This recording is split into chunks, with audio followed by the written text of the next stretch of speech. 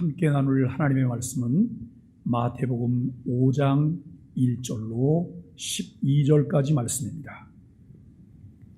예수께서 무리를 보시고 산에 올라가 앉으시니 제자들이 나아온지라 입을 열어 가르쳐 이르시되 심령이 가난한 자는 복이 있나니 천국이 그들의 것이며 애통하는 자는 복이 있나니 그들이 위로를 받을 것이며 온유한 자는 복이 있나니 그들이 땅을 기업으로 받을 것이며 의에 줄이고 목마른 자는 복이 있나니 그들이 배부를 것이며 긍휼히 여기는 자는 복이 있나니 그들이 긍휼히 여김을 받을 것이며 마음이 청결한 자는 복이 있나니 그들이 하나님을 볼 것이며 화평하게 하는 자는 복이 있나니 그들이 하나님의 아들이라 일컬음을 받을 것이며 의를 위하여 박해를 받은 자는 복이 있나니 천국이 그들의 것임이라.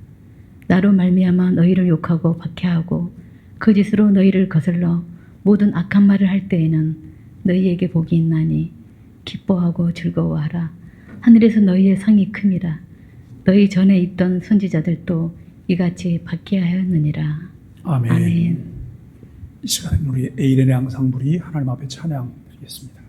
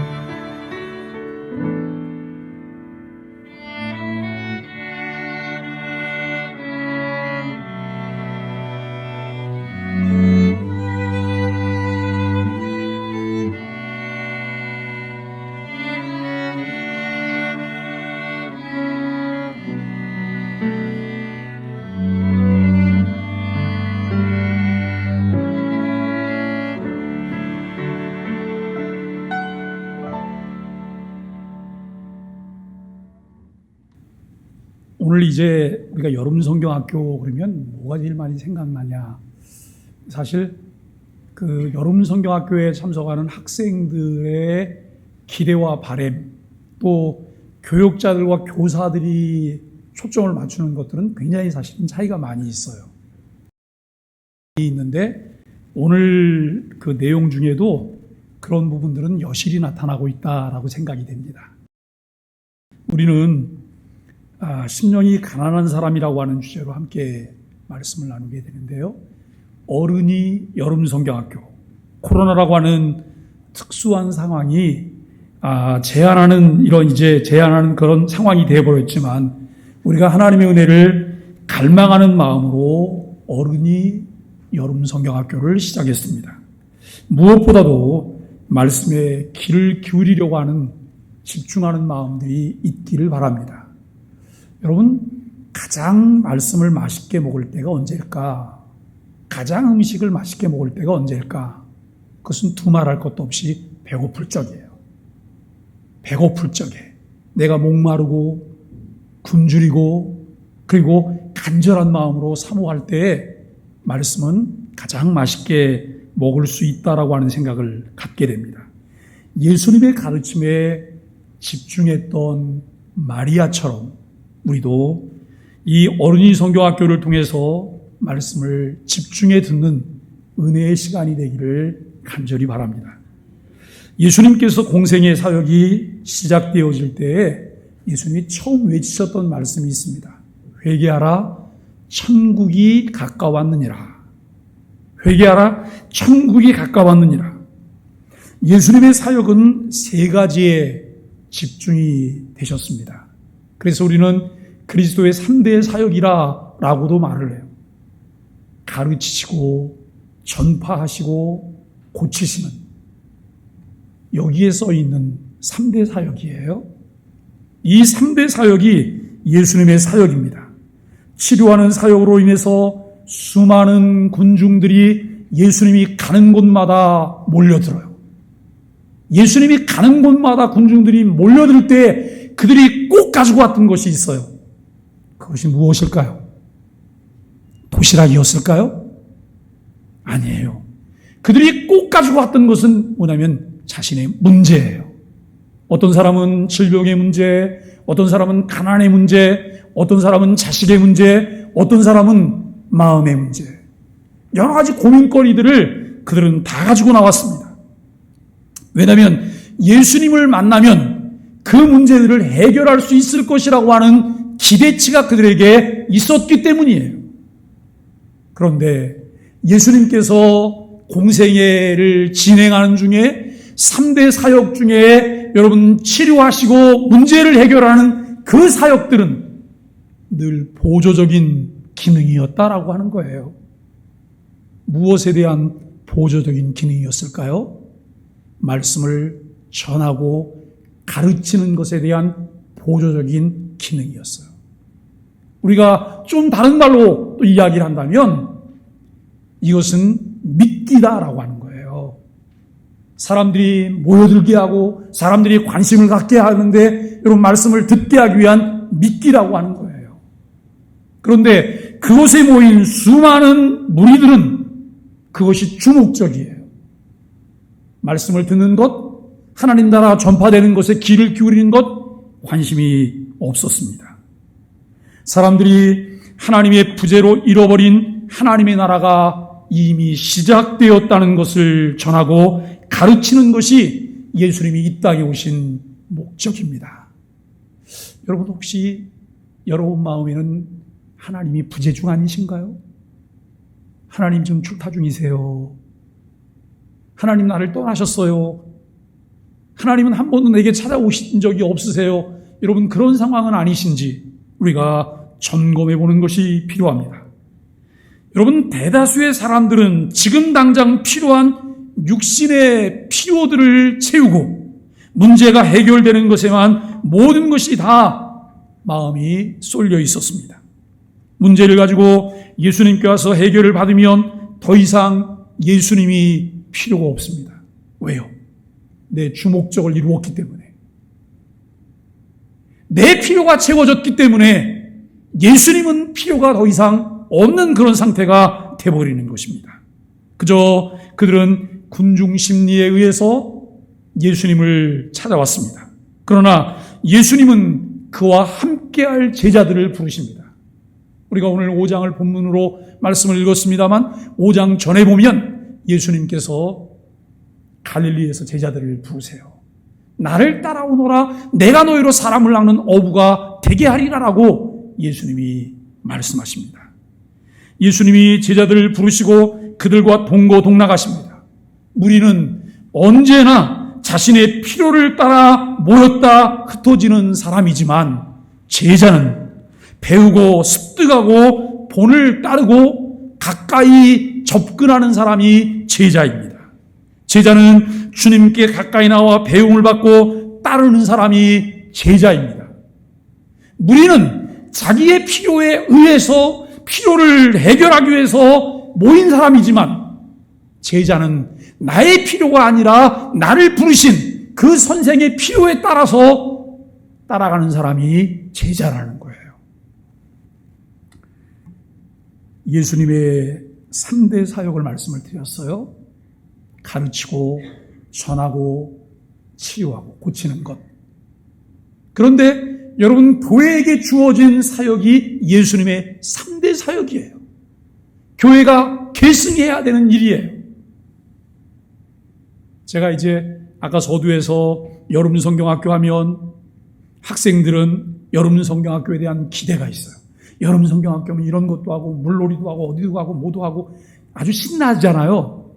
그런데 여러분, 이것은 다 보조적인 기능이에요. 여름 성경학교가 지금까지 한국 교회를 발전시켰고 많은 사람들을 그리스도인 만들었던 것은 무엇을 통해서요?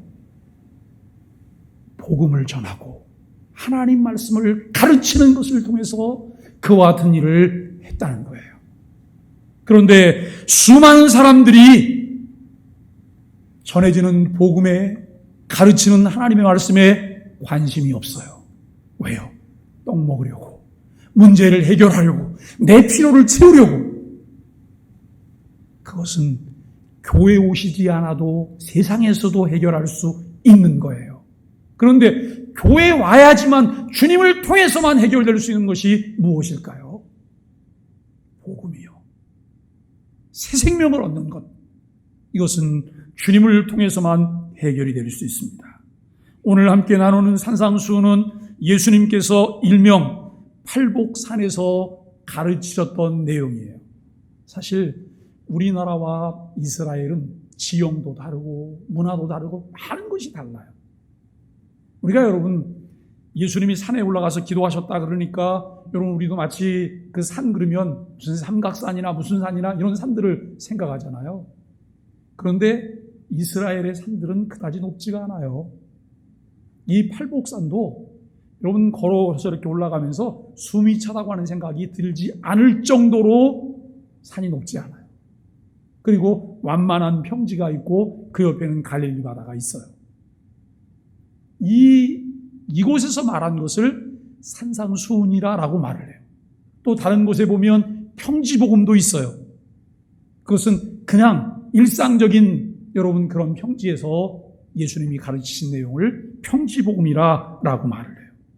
무리들에게는 잘 들리지 않고 관심도 갖게 되지 않는 팔복의 내용이에요. 여러분, 왜 무리에게는 이 팔복이 잘 들리지 않을까요? 무리는 왜 이 팔복에 관심이 없을까요? 관심이 없고, 그리고 여러분 잘 들리지 않는 것은 내 것이라고 생각하지 않기 때문에, 나는 그것에 관심이 없고 그것의 필요를 느끼고 있지 않기 때문에 그것이 들리지 않는 거예요. 우리가 여러분 교회 예배하고 있어요. 말씀을 듣고 있어요. 설교가 선포되고 있어요. 설교가 선포되고 있음에도 불구하고 설교 내용이 내 귀에 들리지 않을 수 있어요. 왜요? 관심이 없기 때문에. 내 생각이 다른 데가 있기 때문에, 집중도가 떨어지기 때문에 그럴 수도 있다는 거예요. 우리들은 말씀에 관심이 없고 귀를 기울이지 않지만 제자들은, 제자가 되려는 사람들에게는 삶의 기조를 흔드는 엄청난 말씀이 팔복이에요. 도대체 이게 말이 되냐라고 하는 거예요. 이게 도대체 말이 되냐라고 하는 말을 우리가 할 수 있는 거예요. 하나님을 떠난 사람들은 늘 자기 중심이고 소유 중심적인 삶을 살아요. 그래서 우리의 판단은 이거예요. 거기에 가면 나에게 유익할까? 거기에 가면 뭐가 있을까? 거기에 가면 좋을까? 이 생각만 해요. 거기 가면 뭐가 생길까? 이게 하나님을 떠난 사람들, 하나님이 없는 사람들의 마음 자세예요. 그렇다면 하나님 나라 사람들은 어떨까요? 하나님 나라 사람들은 예수 그리스도를 주로 믿고 예수님을 믿음으로 하나님의 자녀가 된 사람들이기 때문에 삶의 개념, 가치, 목표가 완전히 달라진 사람들이에요. 관점이 달라졌어요. 보는 시야가 달라진 거예요. 생각하는 기조가 다르다는 거예요. 이것이 하나님 나라의 사람들이에요.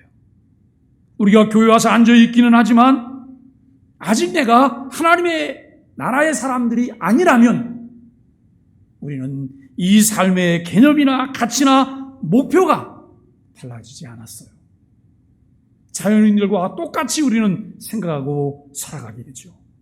예수 믿고 영적 신생아로 출생한 것 자체가 성화의 삶의 시작입니다. 성화의 삶은 우리에게 자연스러운 두 가지 열매를 제공해줘요. 어떤 사람이 목사님 저는 부족해서 성화가, 그것은 부족해서 성화가 아니라 무지에서 성화가 시작된 것을 모르는 거예요. 예수 그리스도를 주로 믿고 고백하면 하나님의 자녀가 된 것이고 예수 그리스도를 주로 믿고 고백하면 내 이름이 하나님 나라 생명책에 기록된 거예요. 그리고 우리는 영적 신생아로 출생한 거예요. 출생과 동시에 내게 시작되는 것은 성화예요. 점진적 성화가 진행이 되어져요. 그런데 점진적 성화가 되면 그 성화를 통해서 나는 예수 그리스도를 통해 진액을 공급받아요. 성령님이 내 안에 계시면서 내 삶을 핸들링 하세요. 이것을 통해서 두 가지 열매가 맺혀지게 돼요. 한 가지는 예수 그리스도를 본받아 닮아가는 것이고 또 한 가지는 선행을 행하게 되는 거예요. 날마다 우리가 예수 그리스도를 닮아가려고 하는 이런 노력들이 우리 속에 끊임없이 일어나요. 그리고 또 한 가지는 자연스럽게 일어나는 것이 선행에 관한 마음이에요. 옛사람으로 살아갈 때 선행과 봉사에 관심이 없습니다. 옛사람으로 살아갈 때 선행과 봉사에 관심이 없습니다. 요즘 교회 밖에서도 봉사에 관한 관심들이 많이 일어나고 있어요. 여러분, 회사들마다 사회 공헌팀을 만들어서 사회에 무엇인가 공헌하려고 해요. 그리고 대기업 총수들이 어떤 사건을 저지르고 교도소에 가면 교도소에 갔다 올 때 그들은 형기를 다 마치지 않고 나와요. 공정하지 않아요. 그들이 있어야 경제가 잘 돌아간다고요? 아니요, 여러분. 그들에 의해서 나라가 망가지고 있다는 사실도 우리가 기억해야 돼요. 돈 있는 사람은 수십 년 감옥살이 해야 되는데 그냥 몇 달 살고 가석방을 받고, 그리고 여러분 사면이 돼서 나온다고 한다면 돈 없는 사람은 빵 하나 훔치고 가서 3년 4년씩 교도소 살아야 되는 게 맞습니까? 이거 맞지 않아요. 그런데 꽤 많은 사람들이 당연한 것처럼 생각을 하고 있어요. 사랑하는 여러분, 그들이 교도소에서 나올 때 어떤 약속을 하시는지 아세요? 내가 가진 재산 중에 몇 천억을 사회를 위해서 내놓겠습니다. 약속해요. 그리고 나서 장학재단을 만들기도 하고 사회 공헌팀을 만들기도 해요. 그런데 여러분, 그것이 어떻게 제대로 진행되고 있는지 알 수가 없어요. 주머니 돈 쌈짓돈이 돼버리고 만다는 거예요. 왜 그럴까요? 조금 전에도 말씀을 드렸지만 여러분, 옛사람으로 살아갈 때는 선행과 봉사에 관심이 없어요. 그것이 자기 이익과 관련이 될 때 그들은 봉사도 하게 되고 선행도 하게 돼요. 그런데 그리스도인의 선행과 그리스도 밖에 있는 사람의 선행에 차이가 있어요. 그리스도인들에게 선행은 자기 의를 드러내는 것이 아니에요. 자기 공로를 나타내는 것이 아니에요. 이것은 성화의 과정 중에 성령님이 내게 주신 자연스러운 선물이고 열매들이에요. 그리스도를 알기 전에는 내 마음에 하나님이 계시지 않았을 때에는 발견할 수 없었던 그분들이 내 눈에 들어오기 시작해요. 그 일에 관심을 갖게 되고 마음을 두게 되고 기도하게 된다고 하는 것을 우리는 생각해요. 여러분, 나 중심 때문에 여러분 움켜쥐고 살기에 바빴습니다. 그저 쌓아두고 살아가는 것이 인생의 전부며 그것이 자신을 안전하게 지켜줄 거라고 생각하는 사람이 너무나 많습니다. 왜냐하면 그의 삶의 진정한 주인이신 하나님께서 부재하기 때문이에요. 하나님이 계시지 않기 때문에 자신이 무엇인가를 움켜쥐려고 하고 쌓으려고 하고 자신의 안전을 보장해야 된다고 생각을 해요. 그런데 기가 막힌 것은 죽으라고 일을 하고 이 국리 저 국리하고 온갖 불법과 탈법을 다 해가면서 많이 축적을 했는데 정작 나를 위해서는 제대로 멋지게 사용해보지도 못하고 죽는다는 거예요. 과연 이게 무엇일까 생각을 해봅니다. 사랑하는 여러분, 참 복이 무엇일까요? 우리가 보통 복하면 잘 먹고 잘 살고 잘 입고 여러분 그 소유하고 있는 소유를 많이 하는 이런 것들을 연상하지만 참 복이라고 하는 것은 드리고 나누고 베푸는 것입니다. 사람들이 복에 집착하는 이유는 행복해지려는 것이지만 소유에 집착하면 행복은 자꾸 우리를 떠나요. 자꾸 우리에게서 멀어져요. 그래서 행복하지 않아요. 소유는 끝없는 갈증을 주지만 참 기쁨은 제공하지 않아요. 많은 것을 가졌다고, 내가 많은 것을 쌓아두었다고 모든 것이 내게 있다고 말할 수 있지만 그것이 내게 참 기쁨을 주는 것은 아니라는 것입니다. 예수 그리스도를 주인으로 삼을 수 없다면 우리는 소유라는 자기 부인의 삶을 살아갈 수 없습니다. 예수님께서 제자들에게 아무든지 나를 따라오려거든 자기를 부인하고 자기 십자가를 지고 나를 따라오라고 말씀하세요. 그런데 군중 무리는 절대로 예수님을 끝까지 따를 수 없습니다. 왜요? 자기 부인이 안 되기 때문에요. 자기 부인이 안 되기 때문에 늘 자신의 욕심과 필요에 따라서 따라가는 것이기 때문에 끝까지 따라갈 수가 없다는 거예요. 여러분, 줄을 거놓고 여길 내가 넘어가야 될까 말아야 될까 고민하고 생각해요. 정말 많이 고민하고 생각해요.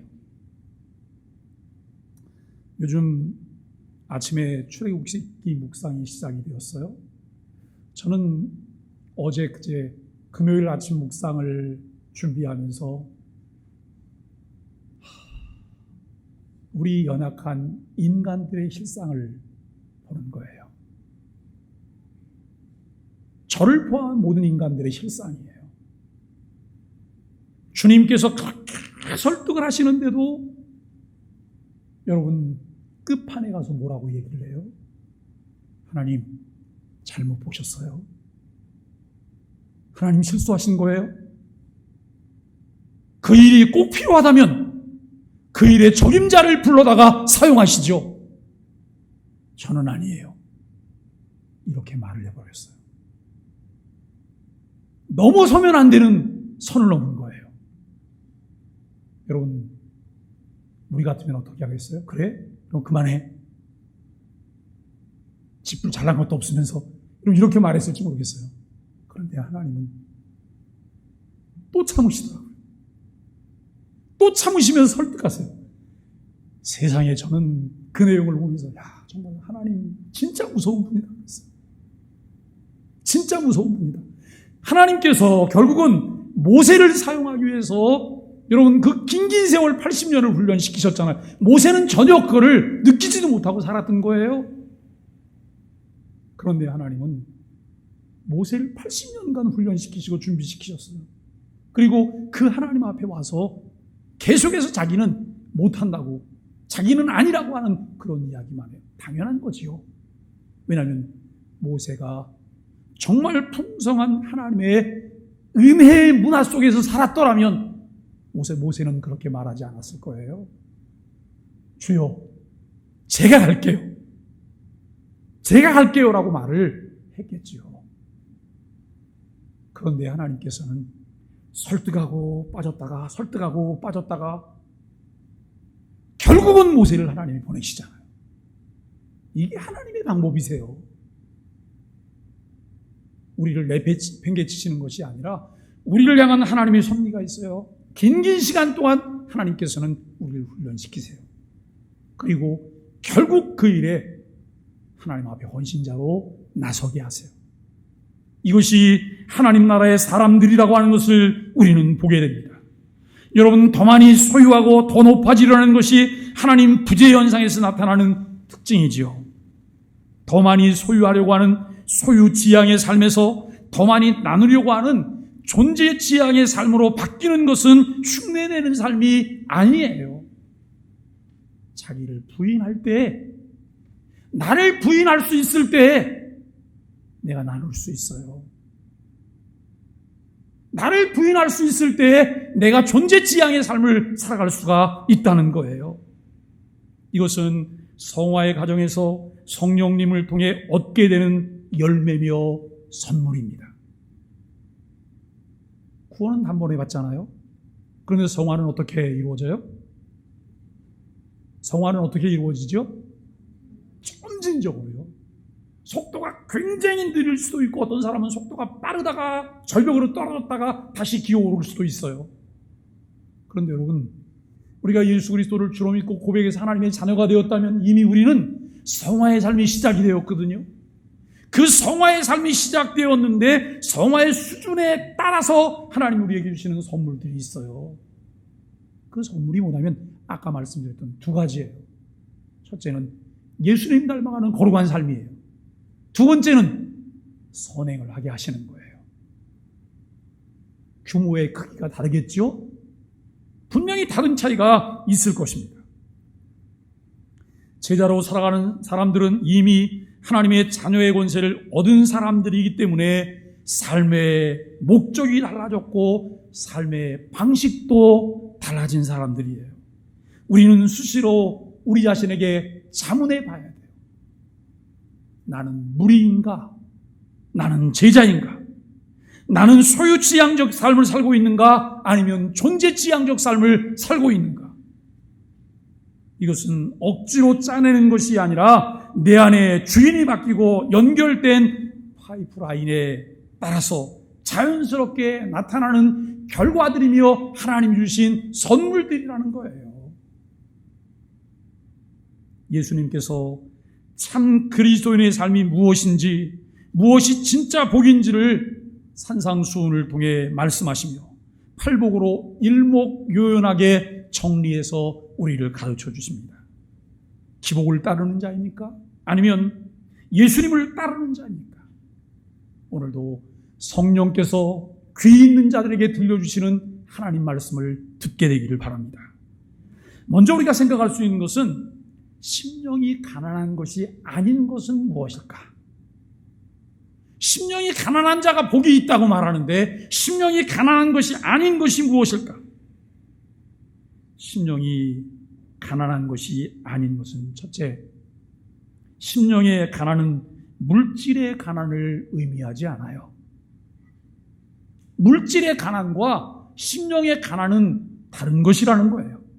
물질이 없으면 심령이 가난해지고 물질이 있으면 심령이 부해지는 것이 아닙니다. 물질이 없으면 심령이 가난하지 않은 사람도 많고 물질은 있지만 심령이 가난한 사람도 있습니다. 중요한 것은 물질의 유무와 상관없이 심령의 가난을 잃지 않는 거예요. 물질이 없을 때에도, 물질이 있을 때에도, 소유가 없을 때에도, 소유가 넉넉할 때에도 내가 가난함을, 심령의 가난함을 유지하는 것이 중요해요. 둘째, 심령의 가난은 지식적인 가난을 의미하지 않는다는 거예요. 바울은 디모데에게 배우고 확신한 일에 거하라고 가르칩니다. 예수님께서도 유언처럼 세례를 베풀고 가르쳐 지키게 하라고 말씀하십니다. 머리로만 알게 되는 지식이 아니라 삶으로 실천해 내는 지식을 말씀합니다.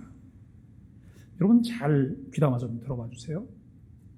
경건이라는 것은 곧 하나님이 베푸시는 온갖 유익들을 아는 데서 생겨나는 바, 하나님에 대한 두려움과 그를 향한 사랑이 하나로 결합된 상태를 뜻한다라고 말해요. 다시 한번 말씀드릴게요. 경건이라는 것은 곧 하나님이 베푸시는 온갖 유익들을 아는 데서 생겨나는 바, 하나님에 대한 두려움과 그를 향한 사랑이 하나로 결합된 상태라고 하는 거예요. 여기 하나님을 안다는 것, 그리고 하나님을 아는 것의 목적은 경건을 갖추는 것을 말합니다. 내가 하나님을 안다. 그리고 하나님을 아는 것의 목적, 이것은 내가 점점 경건한 자가 되어진다라고 하는 것이죠. 여러분, 칼빈은 이것을 깨닫기 전에는 그 누구도 하나님께 기꺼이 복종하려 하지 않는다라고 말해요. 우리가 신앙생활하면서 주를 위해 기꺼이 복종하려고 하는 마음이 없을 수 있잖아요. 대부분 없잖아요. 그 이유가 무엇일까라고 하는 거예요. 칼빈이 분명하게 말해요. 이것을 깨닫기 전에는 그 누구도 하나님께 기꺼이 복종하지 않는다. 그런데 이것이 무엇입니까? 이것은 하나님을 아는 것의 목적은 경건을 갖추는 것인데 경건을 갖추지 않았기 때문이에요. 그리고 여러분, 하나님이 베푸시는 온갖 유익들을 아는 데서 생겨나는 바, 하나님에 대한 두려움과 그를 향한 사랑이 하나로 결합된 상태가 우리에게 이루어지지 않을 때 우리는 기꺼이 하나님께 복종할 수 없다는 거예요. 왜요? 나를 부인할 수 없고 내게 주어진 십자가를 지고 주님을 따를 수 없기 때문이에요. 주님의 은혜가 내게 스며들어오지 않기 때문에 나를 죽게 들을 이유가 없어요. 이것이 우리에게 가장 어려운 부분이죠. 심령이 가난하다고 하는 것은 지식적인 가난이 아니라 하나님에 대한 거룩한 두려움과 그를 향한 사랑으로 배고픔과 목마름을 느끼는 상태를 심령의 가난한 상태라고 말할 수 있습니다. 세 번째, 심령의 가난은 자신을 가련하게 보는 것도 아닙니다. 자신을 비천하고 가련하고 불쌍하게 보지 말고 현재의 모습 그대로 자신을 볼 수 있어야 됩니다. 자신을 낮출 줄 아는 겸손은 고귀하고 아름다운 덕목이지만 심령의 가난은 겸손 이상이에요. 겸손 이상이에요. 심령의 가난이라고 하는 것을 생각하면서 여러분, 바둑 9단이 바둑 3단을 만나서 뭐라고 말하냐면 내가 당신보다 훨씬 바둑을 못 둬요. 당신이 훨씬 실력이 좋아요. 여러분, 이게 겸손이에요? 이건 위장이고 교만이에요. 만용입니다. 때로는 우리가 겸손을 그런 것으로 착각을 해요. 어거스틴의 제자가 어거스틴을 찾아와서 이렇게 말을 했어요.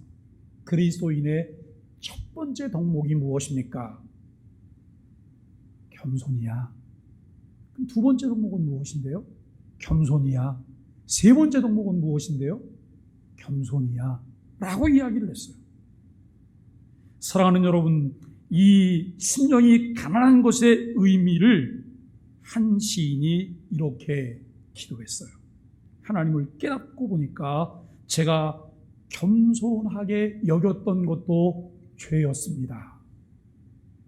왜냐하면 진정 겸손이 아니고 겸손한 척했기 때문에 이것이 죄였습니다라고 고백해요. 그 고백이 가난한 자의 고백입니다. 그처럼 자신의 파산 상태를 인정하고 가난한 심령이 되는 것은 고통스러운 일이지만, 가난한 심령은 하나님 앞에 나가기에 꼭 입어야 할 옷이고, 하나님의 축복의 샘물은 그런 가난한 심령의 계곡을 통해 우리에게 흘러 들어온다는 거예요. 그렇다면 심령의 가난은 무엇일까? 첫째, 자신의 파산을 선포하는 거예요. 나의 파산을 선포하는 것. 심령이 가난하다고 하는 것은 단순히 겸손한 것이 아니라 하나님 없으면 전혀 희망이 없다고 여기는 거예요. 여러분, 하나님 없이도 사시잖아요. 그죠? 정말 하나님 없이 못 사세요? 하나님 없이는 못 살아. 여러분 정말 그렇게 고백하세요? 하나님 없이도 사시잖아요. 잘 사시잖아요. 그러다가 하나님께 가야 돼. 잊어버렸다가 여러분 하나님 막 챙겨서 그리고 같이 가자 그래요. 그런데 심령의 가난이라고 하는 것은 하나님이 없으면 전혀 희망이 없다고 여기는 거예요. 심령이 가난하지 않으면 이렇게 생각합니다. 나를 보라, 내가 얼마나 좋은 사람이냐, 내가 얼마나 잘났냐, 내가 얼마나 다른 사람보다 뭘 잘하는 사람이냐, 이렇게 말을 해요. 반면에 심령이 가난하면 이렇게 생각해요. 내게 있는 모든 선은 하나님으로부터 왔습니다. 또한 심령이 가난하지 않으면 자신을 남과 비교해서 이렇게 생각해요. 내가 그보다 낫다. 반면에 심령이 가난하면 하나님의 뜻과 기준에 비춰 자신이 얼마나 부족한 존재인지 깨닫고 자신의 모든 장점이 하나님의 은혜로 주어졌다고 여기는 거예요. 그처럼 하나님의 도우심이 없으면 자신은 무가치한 존재임을 인정하는 것이 심령의 가난이에요. 노이 헨슨이라고 하는 분이 갈보리 언덕이라고 하는 작은 책을 썼어요. 저는 청년 때 그 책을 읽으면서 많이 울었어요. 너무나 많은 은혜를 받았어요. 이것이구나라고 하는 거예요. 예수 그리스도를 개인의 구주로 만나고 난 이후에 주님께서 끊임없이 제 마음을 놓고 하시면서 도전하셨어요. 하나님이 기뻐하시는, 하나님이 주시는 일들을 해야 된다. 근데 제 마음에는 철벽같이 굳어진 것이 있어요. 하나님, 저는 할 수가 없어요. 저는 너무나 부족해서 하나님의 일을 할 수가 없어요. 늘 앉아서 기도하면 하나님께서 정말 하나님의 강한 은혜, 주님의 마음들을 자꾸 부어주세요. 그런데 제 마음에 저는 할 수 없다고 늘 말을 해요. 그러다가 만난 책이 노이 헨슨의 갈보리 언덕이라는 책이에요. 제가 그 책 1장, 2장을 읽다가 무릎 꿇었어요. 하나님, 정말 죄송해요. 잘난 척했네요. 하나님 앞에 잘난 척했네요. 주님께서 하실 것인데, 주님께서 사용하실 것인데 마치 내가 해야 되는 것처럼 착각하고 잘난 척했네요. 주님께 내어드리기만 하면 주님께서 나를 사용하시겠다는 거예요. 그런데 저는 수줍음도 많았고 말도 잘 할 줄 몰랐고 용기도 없었고 너무나 없는 것 투성이었기 때문에 다른 사람 앞에 선다고 하는 것 자체가 부끄러워서 내가 무엇을 할 수 없다고 생각했어요. 주님께서는 그 책을 통해서 산산조각 다 깨뜨려 놓으셨어요. 너가 할 게 아니잖아. 너 보고 지금 하라 그러는 게 아니잖아. 내가 너를 쓰겠다는데. 주님이 이렇게 말씀하셨어요. 사랑하는 여러분, 지금도 마찬가지예요. 어떤 일을 보면 저희가 할 수 있을까 없을까를 생각하지 않아요. 저것이 주님께로부터 왔나? 이것만 확인해요. 주님께로부터 왔나? 저것을 할 수 있느냐 없느냐라고 하는 것은 내게 있는 조건들을 살피는 거예요. 내게 돈이 있나? 그럴 만한 사람이 있나? 그리고 조직이 만들어져 있나? 이런 것들을 보는 거예요. 그런데 위에서 온 것이냐 아니냐라고 하는 것을 확인하는 것은 그분만 바라보겠다는 거예요. 사랑하는 여러분, 교회는 또 우리들의 하나님 나라 사람들의 가정은, 하나님 나라 사람들의 삶은 그분만 바라보는 거예요. 그분이 하시는 거예요.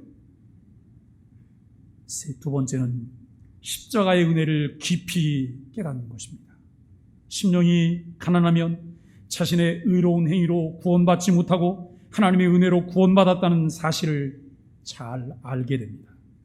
또한 예수님이 십자가에 죽으신 것이 자기 죄 때문임을 깨닫고 하나님의 기준에 맞춰 살지 못하는 자신을 생각하며 늘 죄송한 마음을 갖게 되죠. 결국 심령이 가난하다는 것은 자기 죄와 허물과 연약성을 깨달아서 내가 얼마나 별 볼 일 없는 존재인가 하는 것을 인식하고 십자가를 꼭 붙드는 것이죠. 자기 영혼의 위기는 못 보고 남의 허물만 보는 사람은 아무개는 어떻다고 말하기를 좋아해요. 그러나 남의 허물을 보기 전에 자신의 허물을 예로 살피는 사람은, 그리고 십자가를 붙드는 사람은 남의 얘기할 시간이 없어요. 왜요? 내 허물 때문에, 내 부족함 때문에, 모든 것이 내 탓이기 때문에 내가 주님 손에 붙잡히기 위해서 주님 앞에 무릎 꿇을 수밖에 없다는 거예요. 세 번째는 철저하게 하나님을 의지하는 것입니다. 살다 보면 가끔 어려운 환경에 처합니다.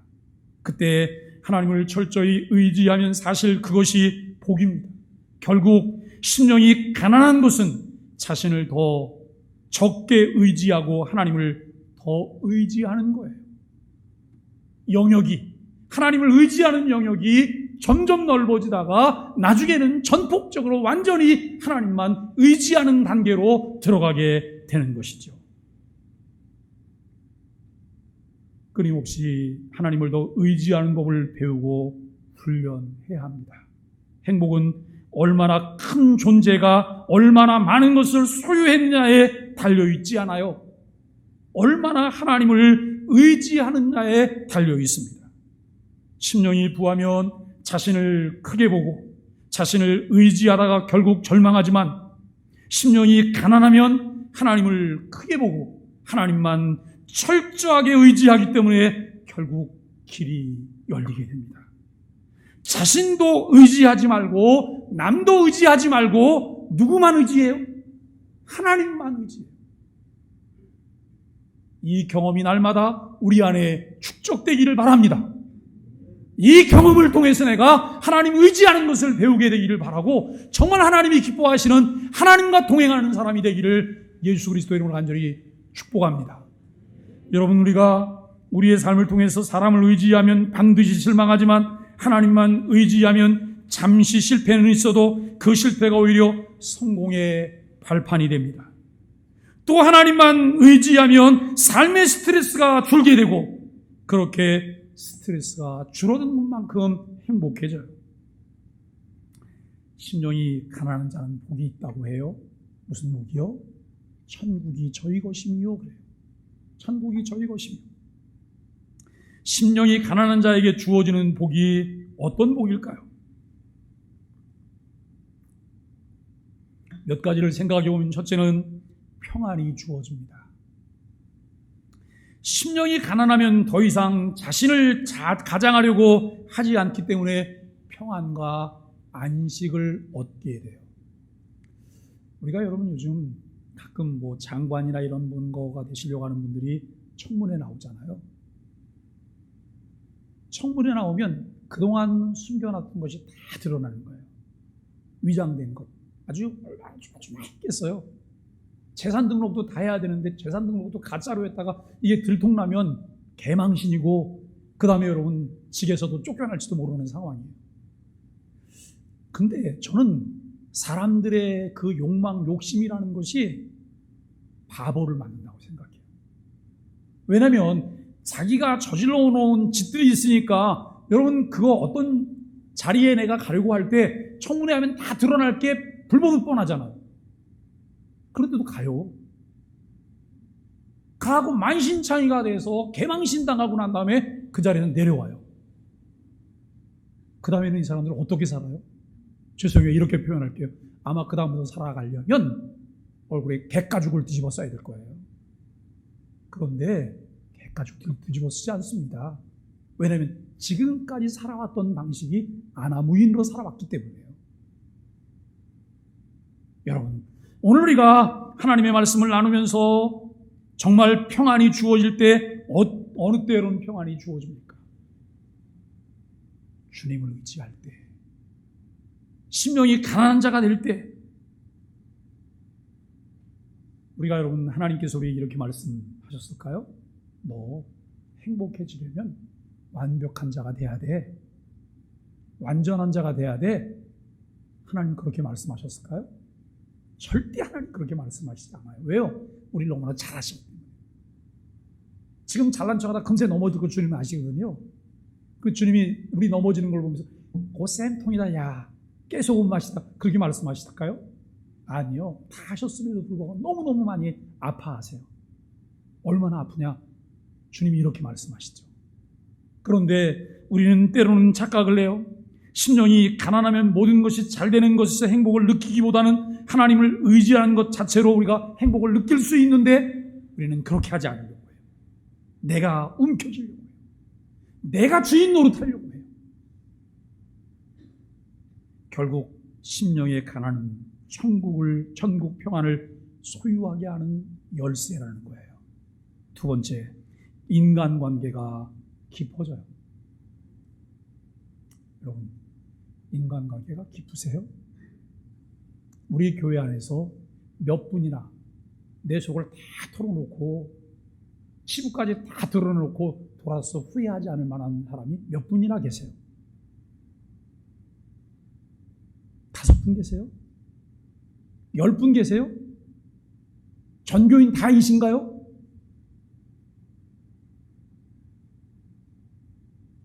왜 내 치부를 못 드러내죠? 사람들이 흉보고 돌아다니니까요? 그게 그렇게 두려운 일인가요? 소문은 사실이 아니면 흘러다니다가 없어져요. 사실은 내가 감춘다고 해서 숨겨지지도 않아요. 오늘 우리가 신앙생활하면서 여러분, 인간관계가 어떻게 하면 편안해질 수 있을까요? 사람은 대개가 거만한 심령을 싫어해요. 교만한 사람을 싫어해요. 거만한 사람과 식사약도 약속도 잘 안 하려고 하고 잘난 척하는 사람하고 무엇을 잘 안 하려고 해요. 여러분, 제 친구 목사님 중에 보면 잘났기도 하지만 정말 잘난 척을 잘하는 목사님이 한 분 계세요. 이분은 얼마나 잘난 척을 잘하는지 다른 사람을 인정하지 않아요. 그리고 면전에 대놓고 그 사람을 이렇게 깎아내리는 말을 해요. 근데 참 희한한 게 있어요. 그 친구가 늘 제게는 깍듯해요. 그런데 또 다른 친구가 제게 뭐라고 말을 하냐면 그거 참 이상한 일이네. 아무개 목사가 왜 우리 앞에서는 그렇게 늘 겸손하지? 우리 앞에서는 완전히 순한 양 같고 딴 사람 같아? 여러분, 그게 아니면 관계가 유지가 안 될 거예요. 그런데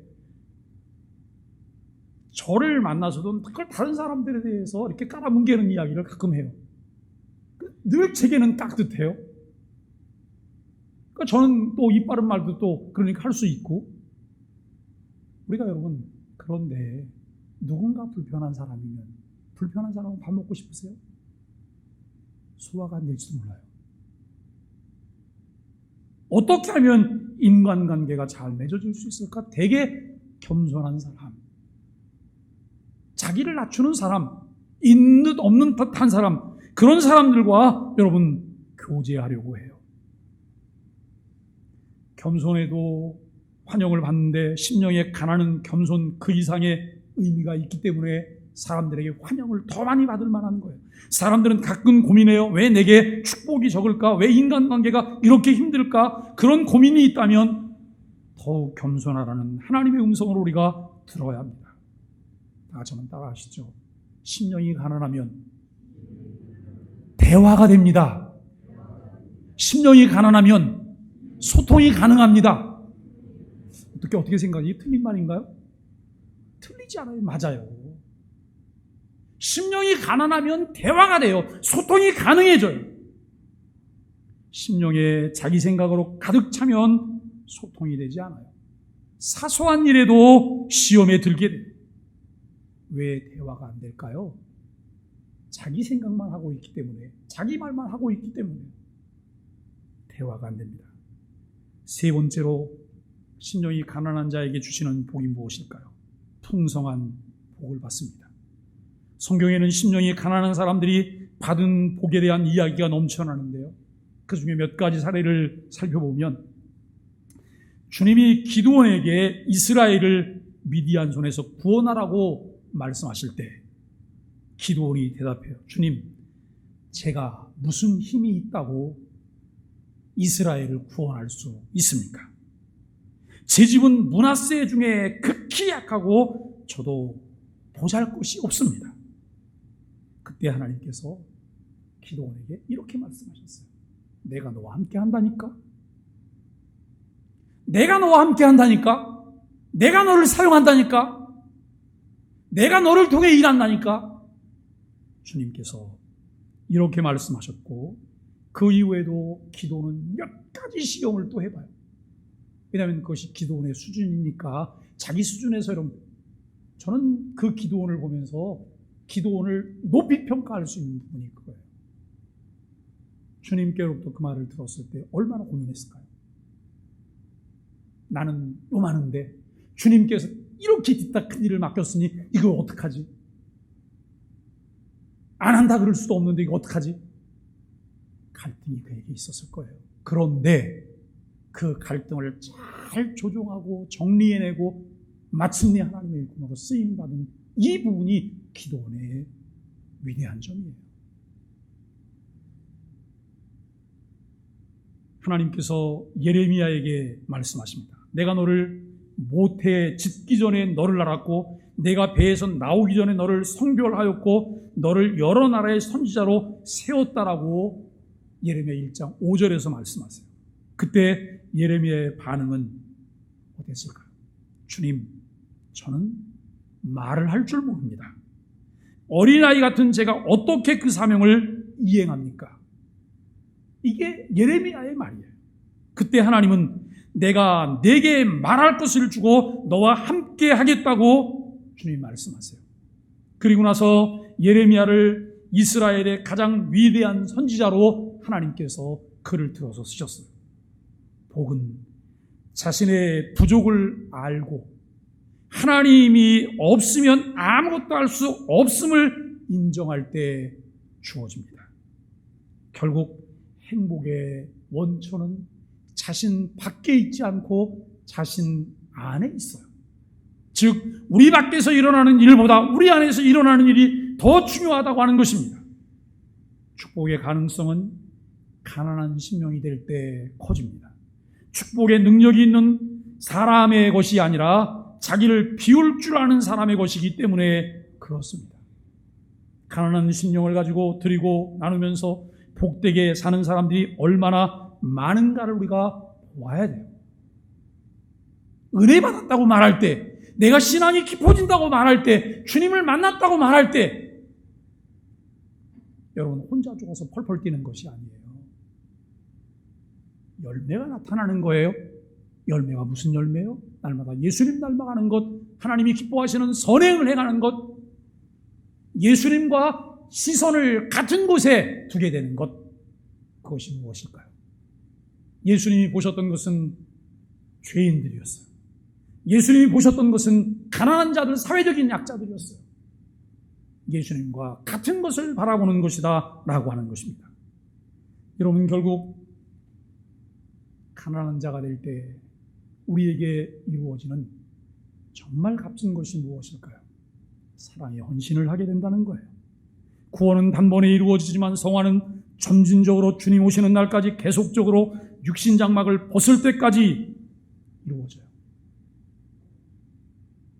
그런데 성화의 과정에서 성령이 주시는 선물이 있음을 제가 말씀을 드렸어요. 크고 작은 선물들은 하나님의 성품을 닮아가는 거룩함이라고 하는 것이고, 다른 하나는 끊임없이 나를 통해 다른 사람들에게 흘러내보내는 선행이에요. 이 선행은 자기 의나 공로가 아니기 때문에 자랑할 것이 없어요. 선행은 성화의 열매들이에요. 예수님과 연합하여 있기 때문에 시절을 쫓아 열매를 맺게 되는 것이죠. 사람들은 그렇게 말을 해요. 선행? 에이, 목사님 뭐가 있어야 선행하죠? 집불도 없는데 무슨 선행을 해요? 제가 어떤 한 사례를 보게 됐어요. 어느 날 장애 아들이 머물고 있는 보육원에 택배가 하나 도착을 했어요. 택배를 열어봤더니 택배에 아주 이 볼품없는 글씨가 쓰여 있어요. 아이들과 함께 맛있게 나눠 먹으면 좋겠어요. 이 글이 하나 써 있는 거예요. 그리고 나서 매달 일정한 날이 되면 한 달에 2번씩 과자 상자가 보육원에 배달이 돼요. 누군지 알 수가 없어요. 보육원이 너무나 궁금한 거예요. 그러다가 보육원 원장이 여러분 잘 아는 기자와 이야기를 하게 됐어요. 그래서 추적을 해보기로 했어요. 추적을 하고 사람을 만났는데 이분이 70세 기초생활 수급 대상자라는 사실을 알게 됐어요. 기자가 가서 물었어요. 할아버지, 사시는 것이 넉넉하지 않을 텐데, 어려우실 텐데 어떻게 이걸 매달 한 달에 2번씩 그 아이들에게 만난 과자를 배달하실 수가 있으세요? 그랬더니 이 할아버지가 그게 뭔 일이라고 그걸 이렇게 사람을 귀찮게 하냐고 그래요. 계속해서 기자가 추적해서 물어요. 그랬더니 이분이 앉아서 과거를 회상을 하는 거예요. 자기는 고아원 출신이래요. 고아원 출신인데 배도 고프고 먹고 싶은 것도 많고 보고 싶은 사람도 많고 아무것도 할 수 있는 게 없다라는 거예요. 그래서 어린 나이에 죽으려고 마음먹었대요. 더 이상 살아서 뭐 하겠냐. 죽으려고 마음먹었는데 그때 마침 자기네 고아원 옆에 있는 장애 아들이 있는 이 보육원을 보게 된 거예요. 아이들이 뭘 작은 거를 이렇게 하나씩 다 받으면서 그것을 받고 먹으면 너무너무 행복해 하더라는 거예요. 그걸 보는 순간 어린 나이에 마음으로 벌떡 자리에서 일어나게 됐다는 거예요. 그래, 내가 저 아이들에게, 저런 아이들에게 무엇을 나누기 전까지는 나는 안 죽을 거야. 근데 여러분, 고아 출신으로 혼자 사는 게 넉넉한가요? 넉넉하지 않아요. 어른이 돼서도 근근히 그냥 이렇게 살아갔어요. 그리고 노인이 됐어요. 그리고 그분이 받게 되는 것은 기초생활 수급자에게 주어지는 돈 얼마. 그런데 그 중에서 이제 일상적으로 자기가 늘 정기적으로 쓰는 돈은 소액이니까 그 돈을 쓰고 나면 돈이 남아서 한 달에 2번 과자를 사고 그 다음에 10몇만 원이 남는데요. 10몇만 원은 이분이 교회를 다니기 때문에 자기 헌금 생활에 그걸 쓰신다 그래요. 사랑하는 여러분, 억지로 선행을 해서는 안 됩니다. 왜요? 자기 잘난 척이 되니까요. 억지로 선행을 하면 그것을 통해 다른 사람들에게 상처를 주기 때문에 그것을 하시면 안 됩니다. 선행은 성화의 열매예요. 하나님이 주신 선물이에요. 하나님은 내게 보게 하세요. 깨닫게 하세요. 그 일을 위해서 기도하게 하세요. 제가 지난 금요일 날 우리 목자 공부에서 여러분 선행의 시작은 기도입니다라고 하는 말씀을 드렸어요. 내 눈에 무엇이 보였는데 내가 할 수 있는 게 아무것도 없는 거예요. 그때 내가 할 수 있는 것은 무엇일까요? 하나님께 기도하기 시작하는 거예요. 기도도 선행이라는 거예요. 사랑하는 여러분, 심령이 가난해지면 주어지는 은혜가 있어요. 이 기자와 이야기를 하면서 절망과 이 낙심과 절망은 남에게 무언가 주려고 할 때 나를 극복할 수 있었다라고 하는 이야기를 그분이 하세요. 그리고 그때 기자가 마지막으로 할 말이 없냐고 물었어요. 그랬더니 할아버지가 뭐라고 얘기했는지 아세요? 이렇게 말했어요. 도와줄 수 있어서 너무 고마워요. 도와줄 수 있어서 너무 고마워요.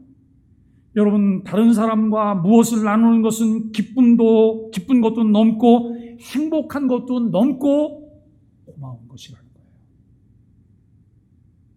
내게 구원의 은혜를 주시고 구원의 은혜 받는 것도 감사한데 내 삶을 통해서 다른 사람과 나눌 수 있는 이 복들을 주신 것에 대해서 내가 하나님께 너무나 고맙고 감사하다는 거예요. 주님께서 나를 일꾼으로 부르시고 자녀로 부르시고 하나님의 일들을 감당하게 하신 것 얼마나 감사한지 몰라요. 사랑하는 여러분, 말씀을 정리합니다. 잘난 척하지 맙시다. 내가 무엇이 있기 때문에, 내가 무엇을 할 수 있기 때문에 내가 무엇을 한다고 잘난 척하지 맙시다. 하나님이 내게 선행의 마음들을 주셨기 때문에, 하나님께서 나에게 선행을 할 수 있는 선물을 주셨기 때문에 내가 다른 사람과 삶을 나눌 수 있다고 하는 것을 고백하면서 늘 하나님께 감사함으로 시작할 수 있게 되기를 바라고, 우리가 심령이 가난한 자가 복이 있다고 말하는데 그 심령이 가난한 자가 어떤 사람이라고 하는 것을 오늘 오후에 좀 더 구체적으로 말씀을 나누게 될 것입니다. 함께 인사하겠습니다. 하실에